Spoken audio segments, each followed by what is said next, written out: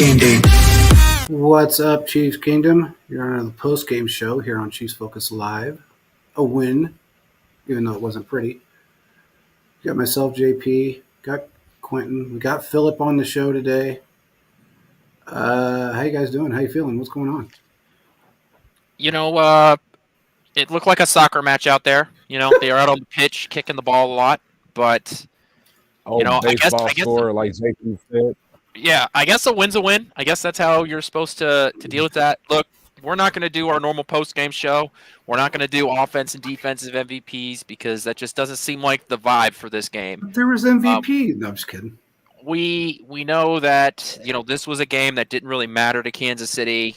With that being said, there were some important players that played well. We'll get to them in just a second, but this is a game that made you 11-6, and you're in the third spot. You're in the third seed rather than 10-7 and sitting in the third seed. So this game didn't really have any big meaning to it.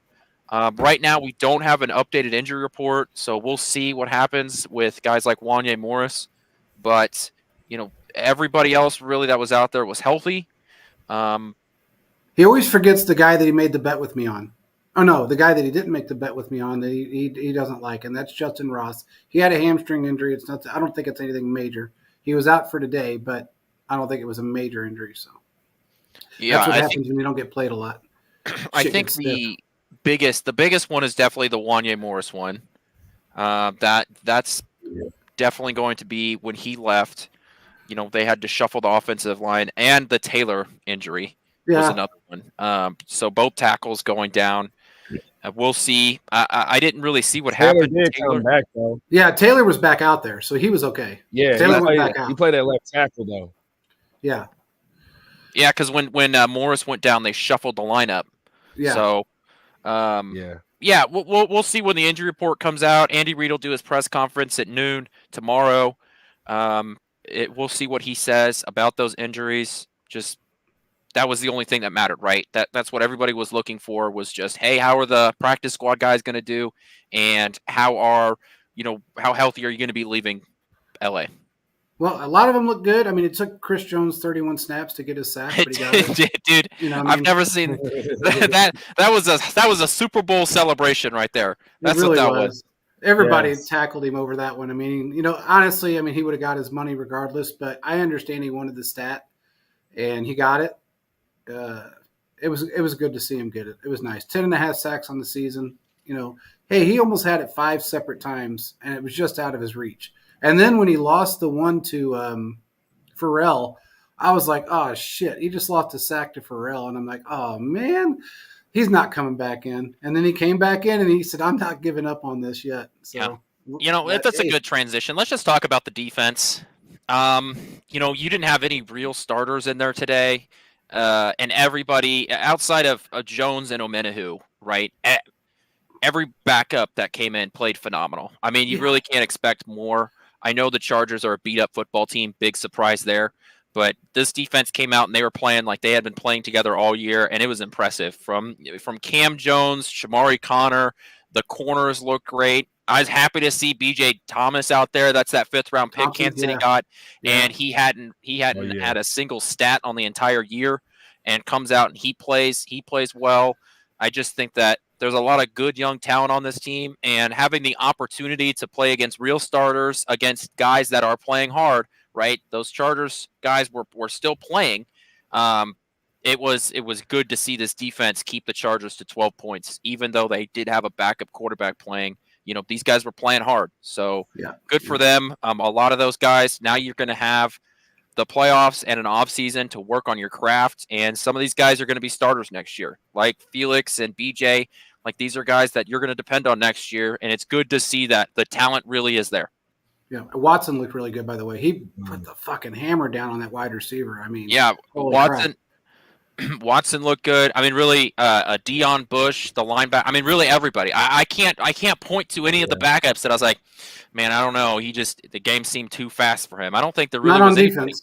Not on defense. Yeah. I can point at somebody on offense. Big Gain Blaine. I can point at him. I hope to God he never wears a Chiefs uniform again. I'm sorry, but he played a terrible, terrible defense, and he sucked. I mean, he Man, absolutely sucked through this entire game. I understand. he had me on the eggshells money. all game, man. Oh my Especially God! going I'm into like, today. I was like, I don't know. yeah, I understand. No, I don't. Look, I get it that some of the defense or the backup quarterbacks are pulling big money. I understand that.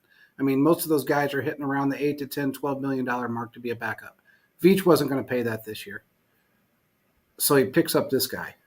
And Yeah. he's terrible. I don't care who you're playing with out there.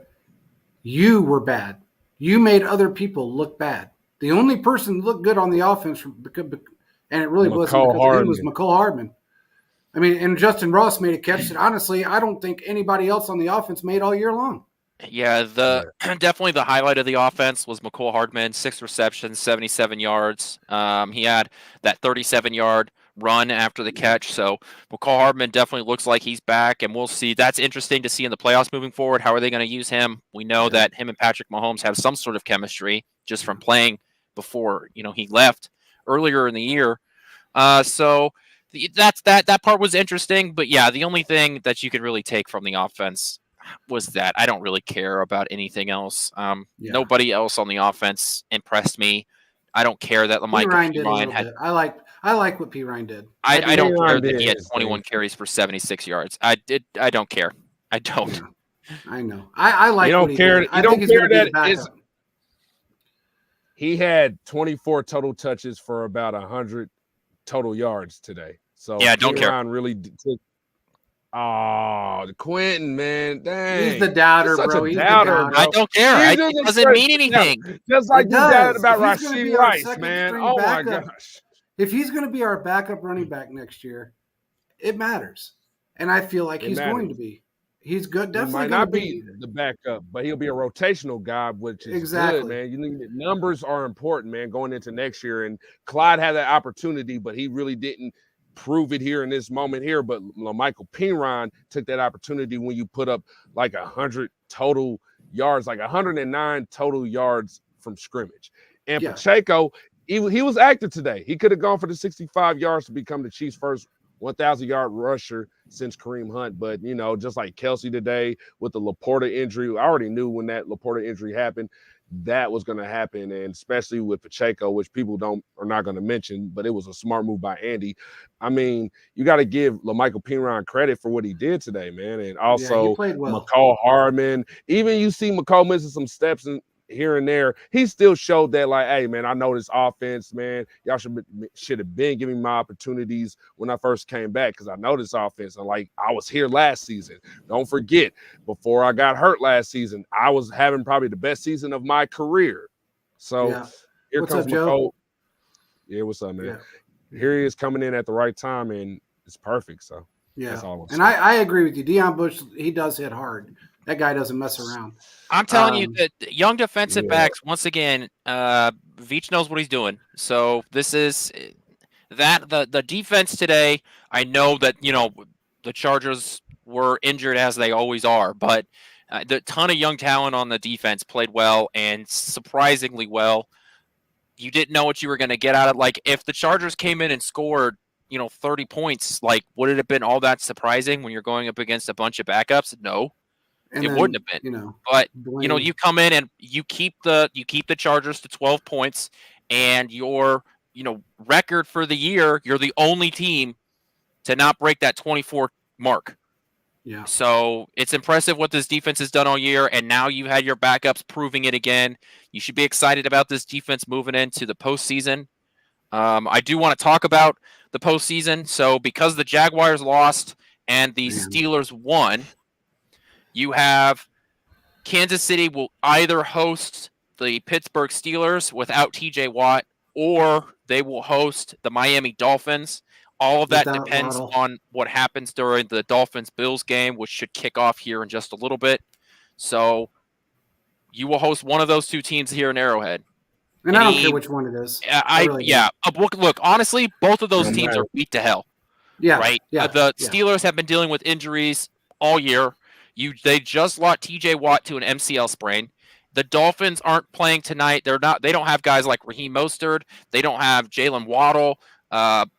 Tyreek Hill says he was going to play. This was reported this morning, so it might have changed by now. He says he's going to play, but he was questionable. So even if he does play, he's not going to be, full Tyreek Hill. That team is also beat to hell. Plus, they lost Bradley Chubb, their best pass rusher. Yeah. Yeah. So Kansas City, whoever they end up facing, is gonna face a team that has significant injuries on both sides of the ball. They just don't need to take advantage of it. I mean, they don't need to take it for granted. They need to go out there and play like there's nobody injured, because we've seen that in the past to where they take, they look at the team and they, we can beat these guys. Look at, and they can't. So we got to really be careful of that. But I was pretty pleased with a lot of this, what went on today. I know Kelsey was pretty upset. I didn't even know that Laporta got hurt. Yeah, you called me and then when they ruled him out, tell me that earlier too, bro. Yeah, I had no idea. And then when I saw Kelsey out, I thought, what the? So I called and they said, yeah, Andy made a decision that he ain't playing after where he saw Laporta go down. He basically just told Kelsey, look, man, he's 22 years old, and so you see what happened to him. You're 12 years older than him. So, the 16 yards really doesn't matter that much. And it did to him. It wasn't really a bonus. It wasn't anything. It was another 1,000-yard season under his notch. But here's the thing. Look, he's got the record for most 1,000-yard seasons as a tight end. He's got the most consecutive 1,000-yard seasons as a tight end by a long shot. I don't think that record will ever get broken. I just don't see it happening. So I would rather see him in for the playoffs and doing his thing, get the rest, 2 weeks of rest, and just be ready to go. And that's what they're going to do. So, he might catch Jerry Rice and playoff touchdowns this year. Absolutely. If the Chiefs go on a run, like Travis Kelce is not only going to end his career with tight end numbers, like record-breaking numbers, but he's also going to be just one of the best receiving weapons in playoff history. Yeah. And this is a team earlier in his career that didn't have the highest playoff success. Exactly. So this is everything he's done really from 2018 up. All those numbers are basically in a 6-year span. This is an opportunity for him to get healthy. I think, obviously it sucks that your consecutive 1,000-yard, seasons come to an end, but this is for the team. This is for the bigger picture. This is for attempting a Super Bowl run, and I need Travis Kelce as healthy as he can possibly be heading into the playoffs. Absolutely. And that's how they looked at it. I know he was pissed off at the beginning, but he got over it and he was fine. It is what it is. You take it in stride and you move on. He's a guy that understands it. Looking at some of the other games around the league, I got to tell you, the Eagles are done. I'm officially putting my notice in for the one and done in the playoffs. Yeah. And Nick Sirianni really should be fired. And I tell you, Sirianni, look, you're going to go out 2-5 since he was like, Chiefs fans, I don't want to hear it. I don't want to hear shit, Chiefs fans. You're 2-5 since then, and now you guys are 10-7 going into the wild card round, and the Cowboys just took your division. Yeah, they took the division, and not only that, Sirianni should have never played his starters today. I'm sorry, but you shouldn't have. You got the same spot no matter where you're at. Everybody got hurt today. They lost 4 players today, 4 key players. A.J. Brown got injured. Jalen Hurts got injured. Hurts got injured. I'm going to be on the argument that, and I'll argue this forever. I don't care what comes out of the Eagles locker room. So conspiracy theory alert, put on your tin hats. I think Jalen Hurts has been hurt all year.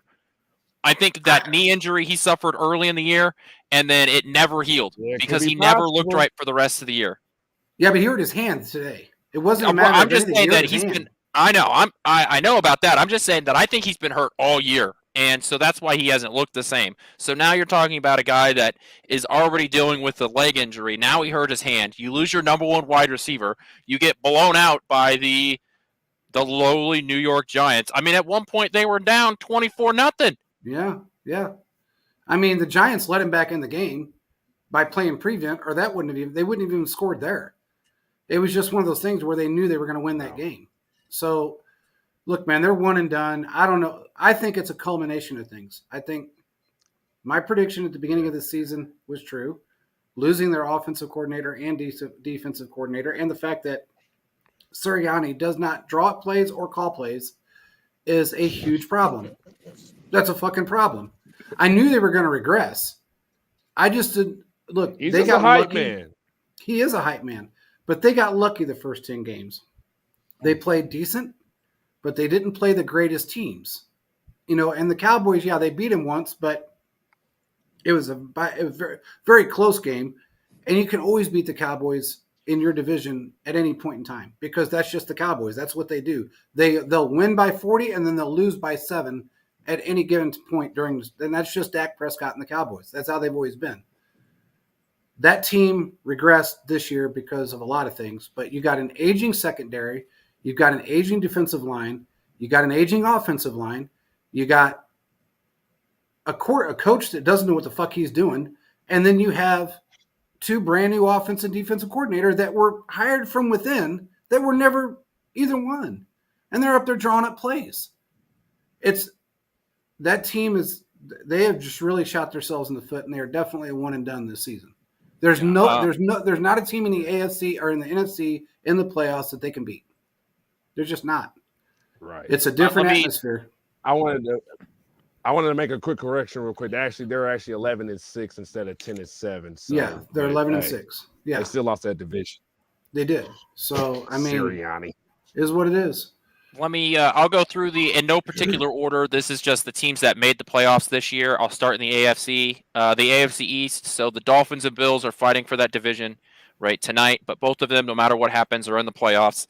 Obviously, the Chiefs won the West. Mm-hmm. The AFC North, the Ravens won the division. The Browns and Steelers are both wild card teams, and the AFC South was won by the Texans. Notable note with the Texans winning the division, the 20-plus year streak of a team going worst to first, at least one team going worst to first in the NFL continues with the Texans winning that division, because remember, they were the worst team last year, and now they won the AFC South because the Jaguars lost.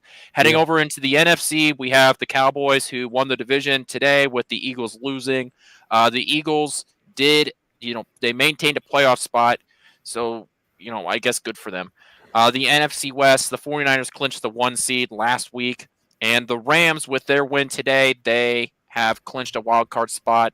The Lions won the NFC North. Sidebar here, go on Google Images and look up the Lions banner. They already placed a NFC North championship banner inside the dome, and they made those numbers large. Okay, they did not leave much room for future additions onto that banner, which is funny because they know what's coming up. The Packers are now a wild card team. They finished the season at 9-8, and the Buccaneers won their division also at 9-8. So those are the playoff teams heading into next week. These schedules will probably come out tonight. The NFL does a pretty good job at getting those schedules out pretty soon. But if not, they'll be out by the time everybody wakes up on Monday. But, by that, schedules, I mean what team plays when. That's what I mean by schedules. The one thing I want to add is that, everybody we all talk about strength of schedule. At least I do a lot. And when somebody had brought up Nick Sirianni, having some record for most wins, or I guess 50 win. I guess out of playing 50 games, first 50 games as a head coach, he's got second most wins, I guess, or something like that.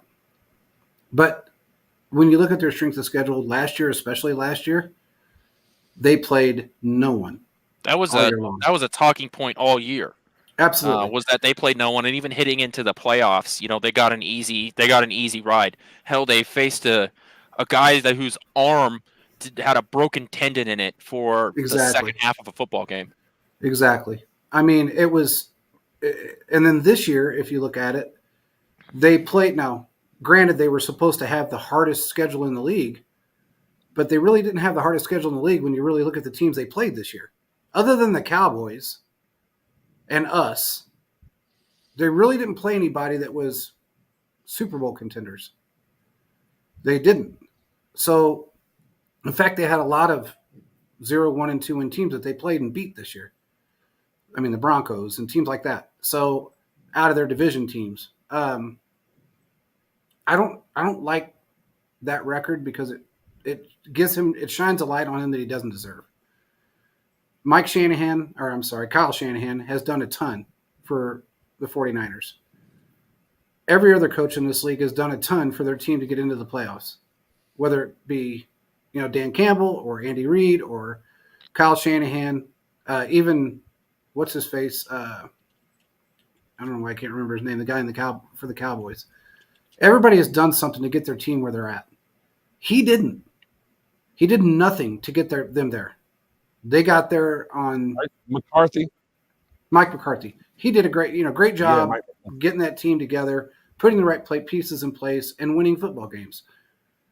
Nick Sirianni did not. He doesn't deserve to be in the playoffs. He doesn't deserve to be in any kind of record conversation. He does nothing to really boast a record. But regardless, there's going to be a lot of head coaching changes. We're going to go over all this next week, but I will tell you that Ron Rivera is being fired on Monday. Yeah, tomorrow's Black Monday. We'll have all sorts of stuff to talk about on Tuesday. It's just Absolutely. Post game show. There's so much left to happen, even though there's only one game left. So, Yeah. but we'll have all the information on Tuesday, and like I said, we'll talk about Kansas City Chiefs injuries, playoffs, guys that got fired, guys who didn't get fired, which might be a bigger story when we do the show on Tuesday. Yeah, I mean, there's going to be some changes, but the one that I know 100% is Ron Rivera. They're going to clean house in Washington. So just don't. I wouldn't expect anybody back there. Any of the coaching staff that you see right now won't be back there next year. So not EB. No, he won't be back either. So I got it on pretty good authority. He'll be in he will Atlanta. not be back. He might be the head coach in Atlanta, but he won't be there. He won't even be an offensive coordinator there. But anyway, regardless, thanks everybody for joining. I know this game wasn't the most entertaining, but it is what it is. Chiefs are in the playoffs. We're in good shape. We will talk to you guys on Tuesday. On to the playoffs. On to the playoffs. Peace out, everybody.